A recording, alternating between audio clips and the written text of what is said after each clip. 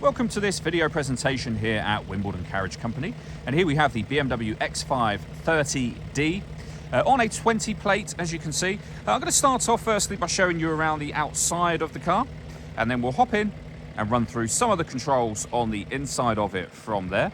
From the outside though, you can see it's a 5-door car with alloy wheels and tinted windows.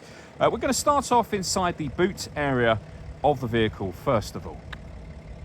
As we approach the back of the car, you can see the tailgate is electric on this car.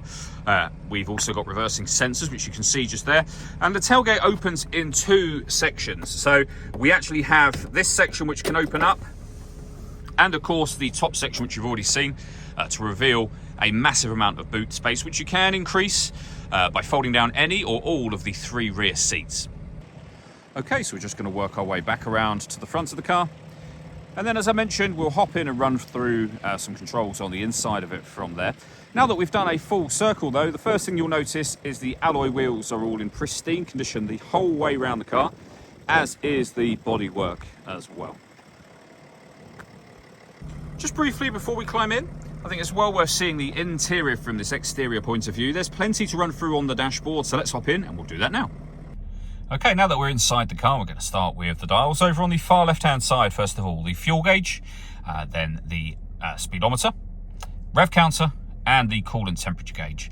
Within the speedometer is a digital readout for that speedometer, and within the rev counter, we have the trip computer, which includes the total miles of the car there, 39,914. Below that, it will show you what gear this car is in, where you see the P just there. It's an automatic, of course, so we are in park at the moment. And in the central section, we have the satellite navigation information being displayed. You can change that information using controls on the steering wheel, should you wish to. If we back out to the steering wheel next, firstly, over on the left-hand side, we have our cruise control, speed limiter. On the right-hand side, we have our stereo controls, phone controls, including voice activation just here, the minus and plus pedal, so that you can change up and down a gear manually with this automatic gearbox. And then over into the center, the main touchscreen for the car. So you can see here BMW's professional nav, extra wide display, very, very easy system to use. You can come back to the home screen from up here. As you've seen, it is touchscreen, but you don't have to use the touchscreen. The movement I'm making now on the screen is being done using the iDrive system, which is essentially this dial. The buttons that surround it will take you into the menus highlighted, so you can go back to your home menu, for example, your satellite navigation, etc. But the dial will do basically everything. For example, you can access your media, rotate the dial, push the dial down, you're now in your media menu, where you'll be able to listen to radio in the car. This car's got DAB, FM radio as well. You can save your own music collection to the vehicle, so your own playlists, etc. We have Bluetooth audio, screen mirroring for certain devices, so you can have BMW friendly apps up here, and you can see there you can pair your mobile device up as well. You can also pair your phone up under the phone heading. We have our satellite navigation, various different car menus, as you can see, including being able to look at the vehicle status. So you can see here, service requirements. It will show you the next service is due in March 2025, for example. And again, back out, and you can access, depending on the phone you have, Apple CarPlay and Android Auto from on here as well. On top of all of that, this car's got a full color reversing camera with guidelines to show you what direction the car is headed in relation to the image shown on the screen.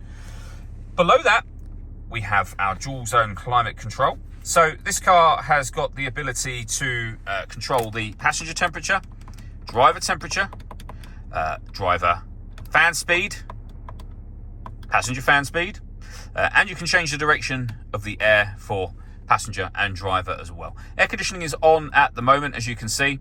You can just hit auto if you wish to for the passenger, and for the driver, the car, as you can hear it doing, will now maintain those temperatures for you by taking control of the fan speed and the direction of the air.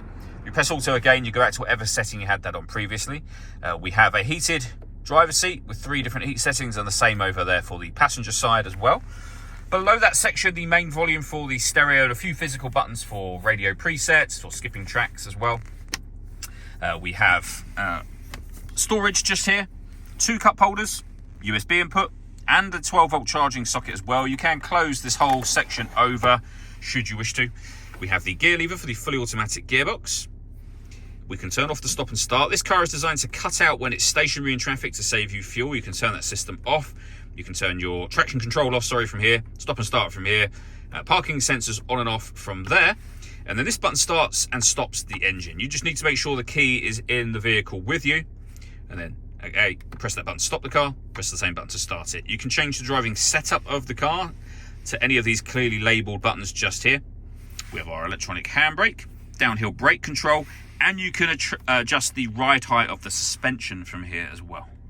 The last thing I wanted to mention is the paperwork we hold for the car. So in the envelope is the spare key, so 2 keys in total. The V5 registration document, as you can see, showing that this is a 1-owner car from new as well. All that leaves me to say is thank you for taking the time to watch this video. If you'd like to come and see the car for yourself and have a test drive, or you'd like a live bespoke video tour, please feel free to give us a call here at Wimbledon Carriage Company. We'd love to hear from you soon.